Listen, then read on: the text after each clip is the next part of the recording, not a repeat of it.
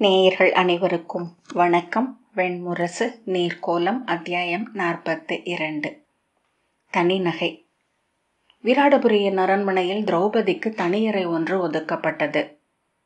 அரசி சுதேஷ்ணையின் ஆணைப்படி அவ்வறையை அவளுக்கு காட்டுவதற்காக அவளை அழைத்துச் சென்ற தலைமைச் செடி பிரீதை அவளிடம், இங்கு இளம் சேடியர் எவருக்கும் தனியறைகள் ஒதுக்கப்படுவதில்லை.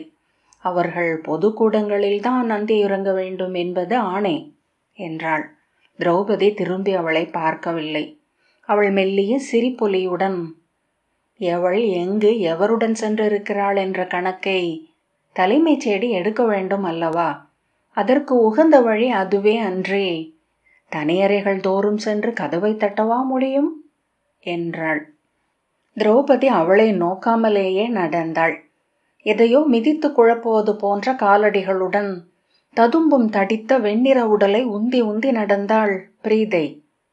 உருண்ட முகமும் மின்னும் சிறிய கண்களும் கொண்ட பிரீதை முன்பொரு காலத்தில் அழகி என கூட தோன்றி இருக்கக்கூடும். வாழ்வினூடாக ஊறி அவள் முகத்தில் தேங்கி இருந்த அறிய முடியாத நஞ்சு ஒன்று பார்த்த முதற்கணமே எரிச்சலையும் வெறுப்பையும் உருவாக்குவதாக இருந்தது. மூச்சிறைத்தபடி வியர்வை வாட எழ அவள் நடந்தாள்.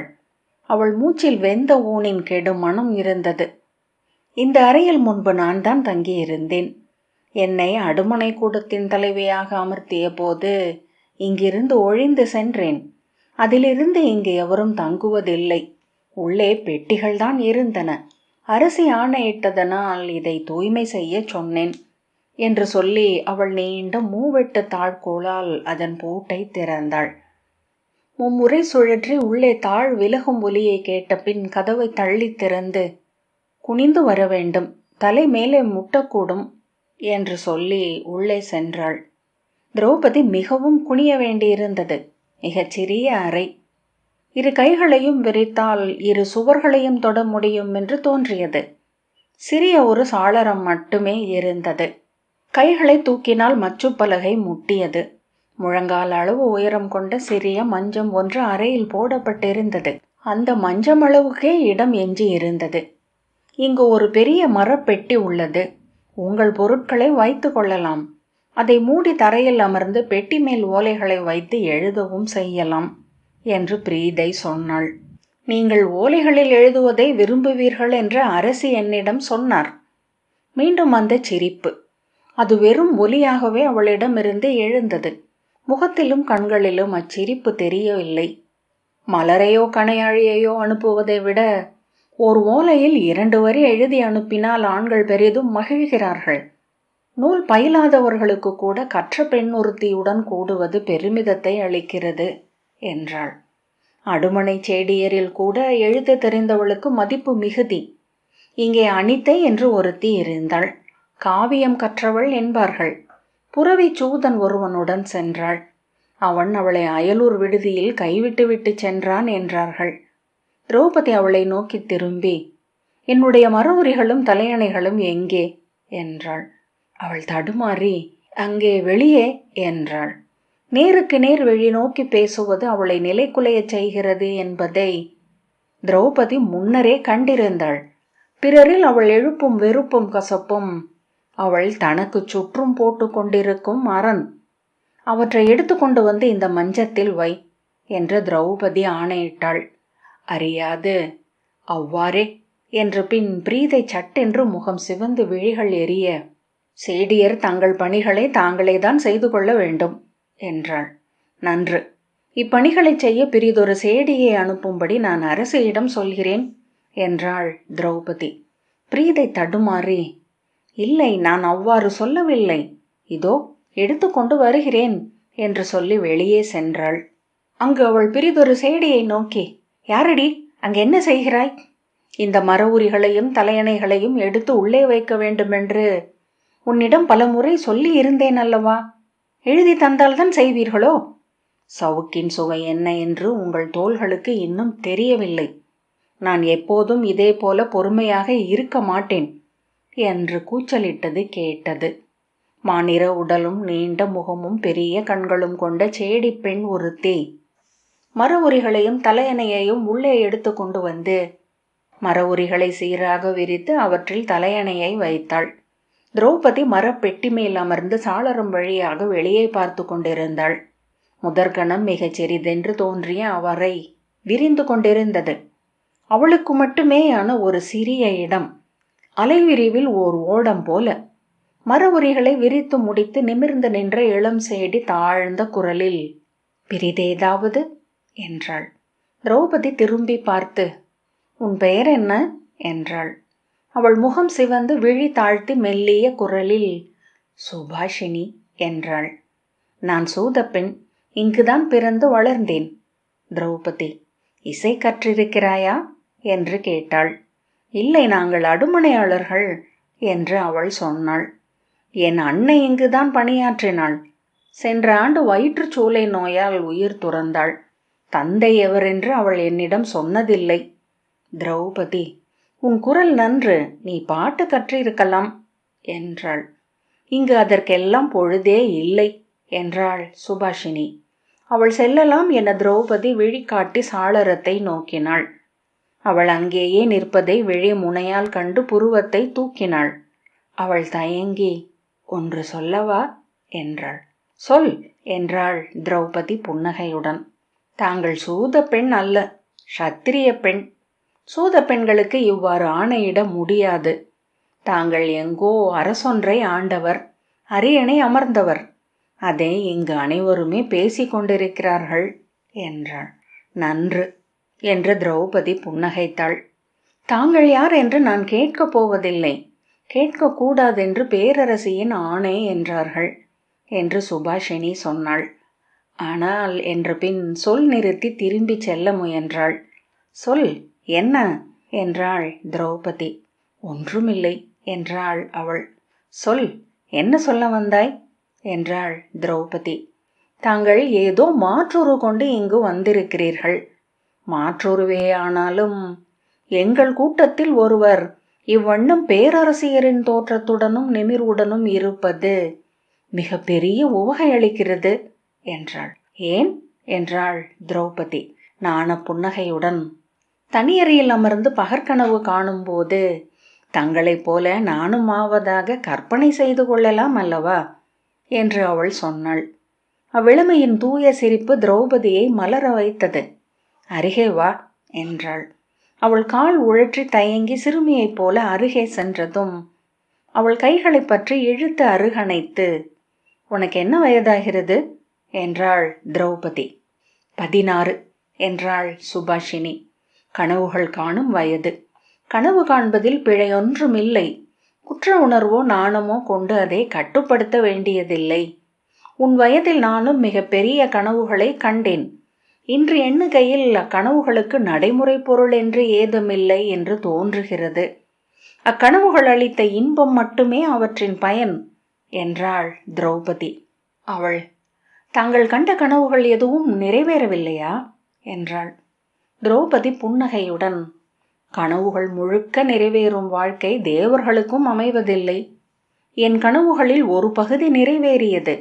ஆகவே எஞ்சியவற்றை அடைந்து விடலாம் என்று எண்ணினேன்.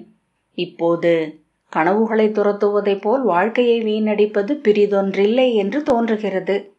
கனவுகளில் அமர்ந்து திளைத்து மகிழ்ந்து அவற்றிலேயே மூழ்கி மறைய முடியும் என்றால் அதுவே பெருங்கொடை என்றாள். நீங்கள் நூல் கற்ற விரலியைப் போல் பேசுகிறீர்கள் என்றாள் சுபாஷினி. நான் நூல் கற்றிருக்கிறேன் என்றாள் திரௌபதி.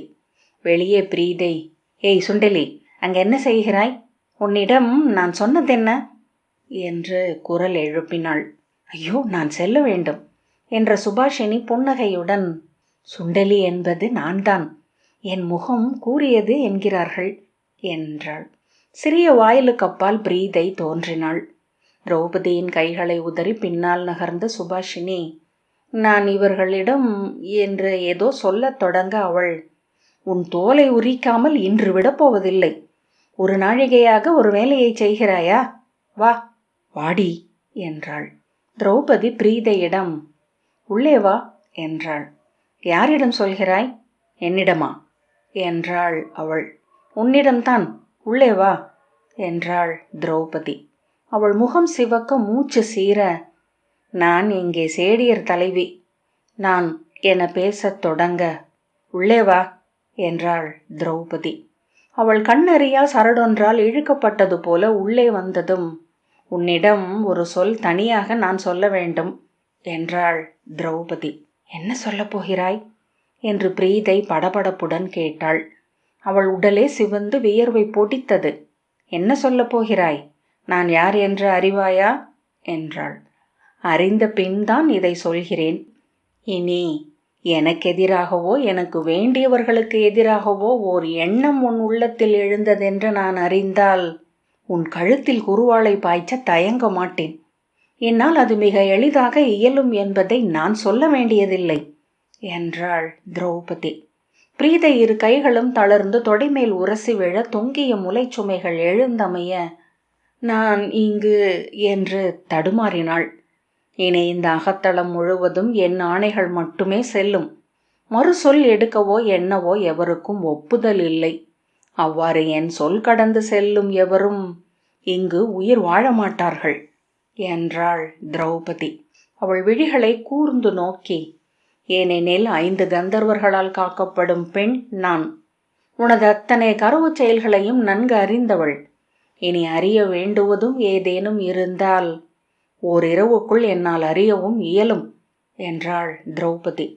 அவள் கால் தளர்ந்து கை நீட்டி சுவரை பற்றி கொண்டு, கரவு என்று எதை சொல்கிறீர்கள்? நான் ஏதும் அறியேன் என்றாள் திரௌபதி. இவ்வரண்மனையிலிருந்து கீசகருக்கு செய்திகளை கொண்டு செல்லும் சிலரில் ஒருத்தி நீ. இங்கு நான் வந்த முதல் நாள் நானும் அரசியும் தனித்திருந்து பேசுகையில் அவ்வறைக்கு வெளியே நீ நின்றிருந்தாய். அரசி பேசுவது உனக்கு காதில் விழவில்லை. ஆனால் அரசியிடம் நான் எத்தனை பொழுது பேசினேன் என்பதை உடனடியாக கீசகரிடம் சென்று சொன்னாய் என்றாள். கையசைத்து முகம் பதறி இல்லை என்று சொல்லத் தொடங்கிய பிரீதை, நான் என்ன செய்வேன்? சொல்லும்படி எனக்கு ஆணையிட்டால் அதை செய்துதானே ஆக வேண்டும். கீசகரின் ஆணையை மீறும் ஆற்றல் கொண்ட எவரும் இந்த நகரில் இல்லை என்றாள் திரௌபதி. ஆம், நீ சொல்லக்கூடாதென்று நான் ஆணையிடவில்லை. நீ சொல்வது எனக்கு தெரியும் என்று மட்டும்தான் சொன்னேன். செல்க. அவள் கை நீட்டி, நான் எளியவள், நினைவறிந்த நாள் முதலாய் இங்கு அண்டி பிழைப்பவள்.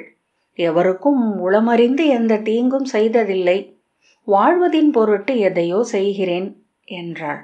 ஆம், எந்த தீங்கும் செய்யாமல் இருக்கும் வரை உனக்கும் எத்தீங்கும் நிகழாது என்று திரௌபதி சொன்னாள். கை கூப்பிய பின் கண்ணீரை துடைத்தபடி பிரீதை வெளியேறினாள். சுபாஷினி அவள் செல்வதை பார்த்த பின் நெஞ்சில் கை வைத்து, ஐயோ என்றாள். என்ன என்றாள் திரௌபதி. அவள் யார் தெரியுமா? அவளுக்கு நாவில் நஞ்சு, கண்களில் அதைவிட கொடிய நஞ்சு.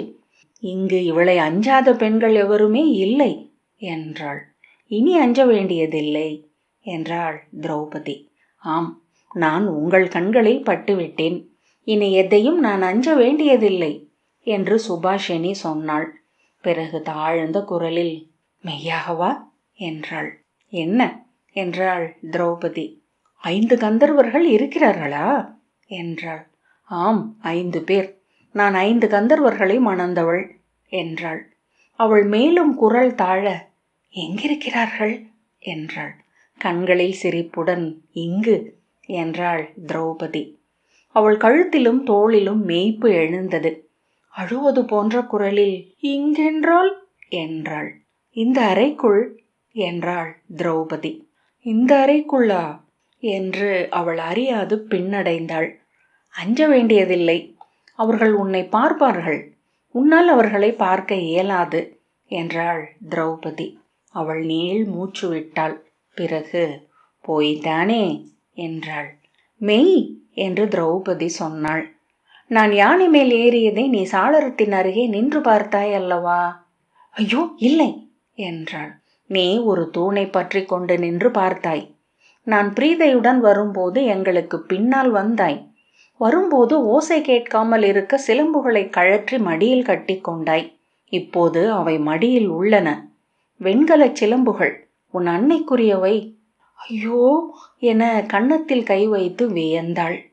மடியில் இருந்து சிலம்புகளை எடுத்து காட்டி, என் அன்னையிடமிருந்த ஒரே அணி இதுதான். அன்னை இறக்கும்போது இதை எனக்கு அளித்தாள் என்றாள். பித்தளையாலான பழைய சிலம்பின் செதுக்குகளில் களிம்பு படிந்திருந்தது. திரௌபதி, உனக்கு நேர் பின்னால் என் கந்தர்வன் ஒருவன் வந்து கொண்டிருந்தான் என்றாள். அவன் பெயர் என்ன என்றாள் சுபாஷினி. ஃபால்குணன், பெண்களை விரும்புபவன் என்றாள் திரௌபதி. யானை மேல் எப்படி ஏறினீர்கள் என்றாள். விருகோதரன் என்ற கந்தர்வனின் ஆணைக்கு யானை பணிந்தது என்றாள். புறவைகளுக்கு என்றாள் சுபாஷினி. புறவைகளை மாத்திரன் என்ற கந்தர்வனை கொண்டு ஆள்கிறேன் என்றாள் திரௌபதி. அவள் பெருமூச்சு விட்டாள். வருவது உரைக்க நேமிகன் என்னும் கந்தர்வன் உதவுவான். நான் விரும்பிய நூலில் உள்ள வரிகளை எடுத்து அளிப்பவன் யமன் என்னும் கந்தர்வன். அவள், உங்கள் ஆணைப்படி அவர்கள் நடப்பார்களா என்றாள். ஆணையிடவே வேண்டியதில்லை, எண்ணினால் போதும், அதை நிகழ்த்துவார்கள். சில கணங்களுக்கு பிறகு, அப்படியென்றால் உங்களை அவர்கள் ஏன் ஒரு பேரரசி என்று ஆக்கக்கூடாது என்று சுபாஷினி கேட்டாள். பாரத வருஷத்தின் சக்கரவர்த்தினி என்றே அவர்களால் என்னை ஆக்க முடியும். அதை நான் இப்போது விழையவில்லை என்று திரௌபதி சொன்னாள். சில கணங்கள் அவளை நோக்கி நின்றுவிட்டு, நீங்கள் மானுட பெண்ணே அல்ல, நீங்களும் ஒரு கந்தர்வ பெண்ணோ என்று தோன்றுகிறது என்றாள். திரௌபதி வெறுமனே சிரித்தாள். அவள் நெஞ்சில் கை வைத்து, சிரிக்கையில் மிக அண்மையில் வந்துவிட்டீர்கள். உங்களால் இப்படி சிரிக்க முடியும் என்றே என்னால் எண்ண முடியவில்லை. கொற்றவை போல தோன்றினீர்கள், சிரிக்கையில் திருமகள் போல ஆகிவிட்டீர்கள் என்றாள். திரௌபதி புன்னகைத்து, உன்னிடம் எப்போதும் சிரித்துத்தான் பேசுவேன், சரியா என்றாள். ஐயோ, நெடுநேரமாயிற்று, என்னை தேடுவார்கள், நான் வருகிறேன், பணிகள் உள்ளன என்று சுபாஷினி வெளியே சென்றாள். அரசியின் அறையிலிருந்து திரௌபதி நள்ளிரவில்தான் தன் அறைக்கு திரும்பி வருவது வழக்கம். அந்த அறை அவளுக்கு மிக அணுக்கமானதாக ஆகிவிட்டிருந்தது. அதற்குள் தனிமையில் அரை இருளில் சாளரம் வழியாக தெரியும் விண்மீன்களை நோக்கியபடி அவள் விழித்திருப்பாள். அறியாது துயிலில் ஆழ்கையில் கனவுக்குள் எப்போதும் ஒரு விண்மீனாவது எஞ்சி இருக்கும். அந்த அறை சிறிதாக இருப்பதனாலேயே அத்தனை அணுக்கம் கொள்கிறது என்று தோன்றியது. அவள் அணிந்த ஆடை போன்றிருந்தது அது, கரவு தோற்றம் போல. புலரியில் எழுந்து நீராடி ஆடை அணிந்து அரசியின் அறைவாயிலை அடைவாள். அரசி துயில் எழுந்து அணிச்சேடியருக்காக காத்திருக்கும் பொழுது அது. அவளை கண்டதும் அரசி உடல் எளிதாகி பெரும் மூச்சு விடுவாள். வந்துவிட்டாயா என்பதுதான் எப்போதும் அவள் கேட்கும் முதல் வினா. திரௌபதி புன்னகைத்து, நன்றாக துயின்றீர்களா என்று கேட்பாள். ஆம், நான் எப்போதுமே துயில்கிறேன், பகலில் சற்று ஓய்வெடுப்பதற்கு கூட என்னால் முடிவதில்லை என்று அரசி சொல்வாள். பின் எப்போதும் உள்ள அந்த வினா, நீ ஏனடி என்னுடன் இரவு தங்குவதில்லை? காவல் பெண்டு என்றால் இரவுதானே உடன் இருக்க வேண்டும். அவள் புன்னகையுடன், நான் என் கந்தர்வர்களை காணும் பொழுது இரவுதானே என்பாள். நீ விளையாடுகிறாயா என்றே தெரியவில்லை என்று அரசி சலிப்புடன் சொல்வாள். இங்கு நான் உங்களுக்கு அமைத்துள்ள காவலர்கள் என்னால் தெரிவு செய்யப்பட்டவர்கள். அவர்களை நீங்கள் என்னைப் போலவே நம்பலாம் என்பாள் திரௌபதி. இந்த அரண்மனையில் எவரையுமே நம்ப மாட்டேன் என்பாள் சுதேஷ்ணை. ஆனால் பகலெல்லாம் நீளும் தொடர் அலுவல்களில் இருந்து முழுமையாக தன்னை விலக்கிக் கொள்ளும் ஒரு தருணம் அவளுக்கு வேண்டியிருந்தது. அவள் அரசியுடன் அவை அமரும் போதும், ஆலயங்களுக்கு செல்லும் போதும், குடிக்கூடல்களில் நின்றிருக்கும் போதும் அரசி அருகே வாளேந்தி நின்றிருந்தாள். அரசிக்குரிய நேரடி சிற்றேவல்களை செய்தாள். அரசியின் காவல் பணிகளை ஒருங்கிணைத்தாள். அவற்றை விட முதன்மையாக ஓயாமல் புலம்பிக் கொண்டே இருந்த சுதேஷ்ணையின் சொற்களுக்கு செவியளித்து கொண்டே இருந்தாள். திரும்ப திரும்ப கேட்டவை என்றாலும் அவளால் உளமளிக்காமல் இருக்க இயலவில்லை. அவள் உளமளிக்கிறாள் என்பதனாலேயே மீண்டும் விரித்துரைத்தாள் சுதேஷ்ணை. நான் அரசி அல்ல, கைவிடப்பட்ட அன்னை, எனக்கு எவருமே இல்லை என்று அவள் திரௌபதியின் கைகளை பற்றி கொண்டு சொல்லும்போது கண்களில் நீர் படலம் வந்து ஒளிரத் தொடங்கிவிடும். அவள் மக்கள் இருவருமே அவள் சொல்வனவற்றை எவ்வகையிலும் பொருட்படுத்தவில்லை. உத்தரை நீர்த்தாமரை போல ஒளியுடன் ததும்பிக் கொண்டிருந்தாள். ஆகவே அன்னையின் எளிய சொற்களை கூட எரிச்சலுடன் தான் எதிர்கொண்டாள். சினந்து கூச்சலிட்டாள். தன் தனிமைக்குள் அவள் அன்னையை விடவே இல்லை. உத்தரன் ஏற்கனவே அனைத்தையும் உணர்ந்து கனிந்தவனாக தோற்றம் சூடியிருந்தான். அன்னை பேசத் தொடங்கும் போதே குழவியின் குதலை பேச்சை கேட்கும் தந்தையின் முகத்தை சூடிக்கொண்டான்.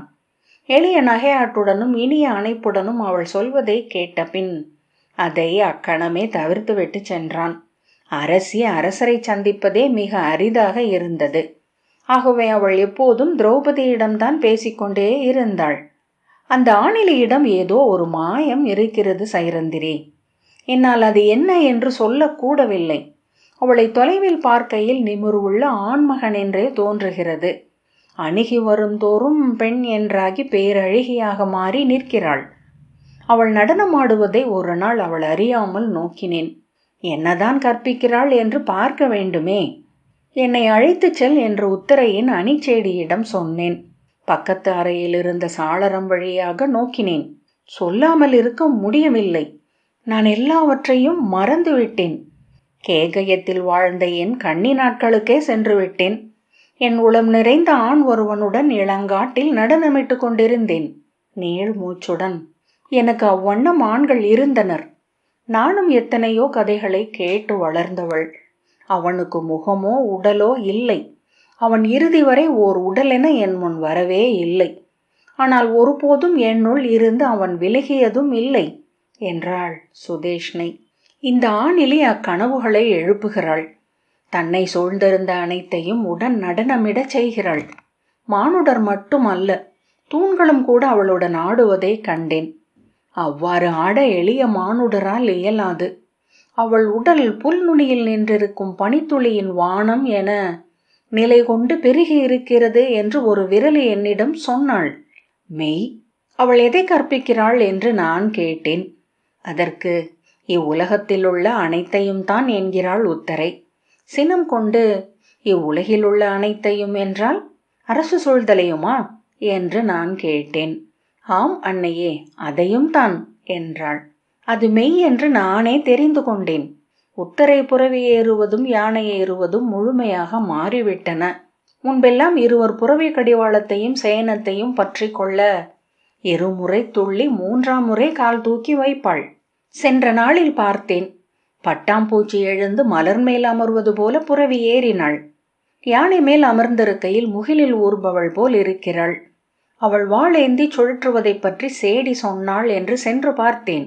வாள் அவள் கையில் வெள்ளி மின்னல் போல, ஒளிச்சுழி போல, வெண்ணிற மலர் போல இருந்தது. என்னால் விழிகளை நம்பவே முடியவில்லை. ஒற்றை கையால் நான் இழுத்து 3 அம்புகளை எடுத்து தொடுத்து 3 இலக்குகள் மேல் எய்தாள். கந்தர்வர்கள் எவரேனும் அவள் உருவில் அங்கு வந்துவிட்டார்களோ என்றே ஐயுற்றேன். அவ்வித்தைகளை அவளுக்கு பிருகன்னலை எங்கே கற்றுக் கொடுத்தாள் என்று கேட்டேன். விந்தை. அவள் நடனமன்று எதையுமே கற்றுக் கொடுக்கவில்லை. நடனத்தினூடாக இவை அனைத்தையும் இவள் கற்றுக்கொண்டிருக்கிறாள். அவள் நிற்பும் நோக்கும் மாறிவிட்டன. தோள்கள் நிமிர்ந்து இடை நேராக அசைய இட்ட காலடி மேல் எடுத்த காலை வைத்து நடக்கிறாள். ஆழ்ந்த குரலில் ஆணையிடுகிறாள். சொற்கள் ஒவ்வொன்றும் மும்முறை எண்ணி எடுத்தவை போல் உள்ளன என்றாள் சுதேஷ்ணை. அது நல்லது தானே. அவள் பேரரசி ஆவாள் என்றல்லவா நிமித்திகர் சொல்லியிருக்கிறார்கள் என்றாள் திரௌபதி. நிமித்திகர் சொல்லவில்லை, சோலைக்கு வந்துள்ள அருகநெறி கணியர் சொன்னார். அதுதான் என் நம்பிக்கை. பேரரசர்களின் மைந்தர்கள் எவருக்கேனும் மகள் கொடை கேட்டு வருவார்கள் என்று நம்பிக்கொண்டிருக்கிறேன். இவள் செய்வதென்ன? இந்த ஆணிலியிடம். திரௌபதி ஆணிலிதானே என்று புன்னகையுடன் சொன்னாள். அதுதான் எனக்கு ஐயமாக இருக்கிறது என்றாள் சுதேஷ்ணை. ஆனால் அதைவிட நான் அஞ்சுவது அந்த அரை முனிவனை. அவன் யார்? முனிவன் போல மாற்றுரு கொண்டவன், அறிஞன். ஆனால் அவன் கூர்வாளை பட்டில் சுற்றி வைத்திருப்பதைப் போல தோன்றுகிறான். வந்த முதல் கணமே அவன் கீசகனை வென்றதை நீ பார்த்தாயல்லவா? கீசகனை போன்ற அரசியல் சூழ்ச்சி தேர்ந்தவனே அவனை தன் அணுக்கனாக வைத்திருக்கிறான் என்றால் அவன் எப்படிப்பட்டவன்? நூல் தேர்ந்தவன் என்கிறார்கள். அவன் கற்ற நூல்களில் சூது கொடிய பிழை என்று இல்லையா என்ன? கீசகனுக்கு அரசியல் அறிவிக்காத பொழுதெல்லாம் அரசருடன் அகத்தளத்தில் அமர்ந்து சூதாடி கொண்டிருக்கிறான். அரசர் இப்போது பெண்களை மறந்துவிட்டார். குடியும் கூட குறைந்து விட்டது. எழுந்ததுமே முதல் வினா கொங்கன் எங்கே என்றுதான். குங்கன் கீசகனுடன் சென்றிருக்கிறான் என்றால் பதைபதைப்புடன் உலவியபடி அடிக்கொரு முறை வருகிறானா என்று பார்க்கிறார். வந்ததுமே காதலியை கண்ட இளையோன் போல கண்கள் சிரிக்க பாய்ந்து செல்கிறார். தழுவிக்கொள்கிறார். பின்னர் ஒரு கணமும் பிந்துவதில்லை. சூதுக்களம் பரப்பியாக வேண்டும். அமர்ந்து பகடை உருட்டத் தொடங்க வேண்டும். உயிர் காக்கும் மருந்தை அள்ளி அருந்துவது போல, தெய்வங்களுக்கு பூசெய்கை ஏற்றுவது போல. அவன் உண்மையில் பகடையென வைத்தாடுவது அவரைத்தான். இன்று அவன் என்ன சொன்னாலும் அவர் செய்வார் என்ற நிலை. அதன் மாயம் என்ன என்று நான் ஒற்றர்களிடம் கேட்டேன். அரசருக்கு ஏன் இன்று வரை சூதில் பித்து எழவில்லை என்றால், அவர் வெல்வது மிக அரிதென்பதனால்தான். அவரால் உளம் நிறுத்த முடியாது, தொடர்ச்சி பேண முடியாது.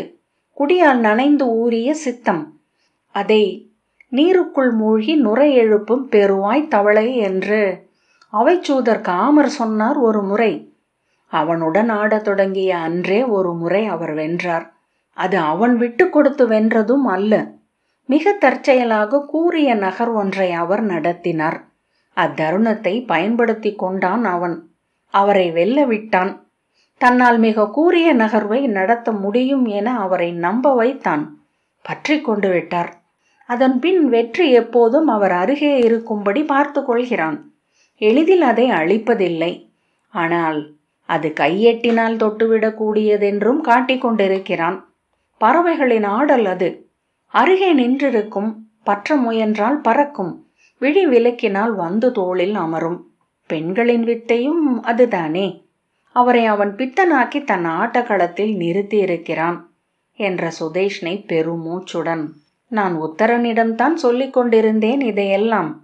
அவன் சொன்னான், பிருகநிலையை அவன் பொறுப்பேற்று நோக்கிக் கொள்வதாக என்றாள். யார் என்றாள் திரௌபதி. அதிலிருந்த நகைப்பை உணர்ந்த அரசி, உத்தரனால் இதையெல்லாம் செய்ய முடியும். சிறந்த ஒற்றன் வழியாக அவன் பிருகநிலையை வேவு பார்த்து அவளுடைய கரவு என்ன என்பதை நோக்கி என்னிடம் சொல்வான். அவள் மாற்றொரு கொண்டு வந்தவளா? தீய தெய்வங்கள் இவற்றையேனும் வழிபட்டு உடன் கொண்டிருக்கிறாளா? அதை அறியாமல் எனக்கு ஆறுதல் இல்லை என்றாள். திரௌபதி, ஆம், அதை உத்தரர் அறிந்து சொல்லக்கூடும் என்றாள். அதன் பின்னர்தான் குங்கனையும் வேவு பார்க்க வேண்டும் என்றாள் அரசி. ஒவ்வொரு நாளும் சலித்து களைத்து அவள் அந்த அறைக்குள் திரும்பினாள். உள்ளே நுழைந்து கதவை சாத்திக் கொண்டு ஆடைகளை கழற்றத் தொடங்கும் போது நிகழ்ந்த அனைத்தும் மீண்டும் அவள் உள்ளத்தில் ஓடத் தொடங்கும். புன்னகை வந்து இதழ்களில் அமையும். பின்னர் அவ்வறைக்குள் எப்போதும் அப்புன்னகை வந்தது.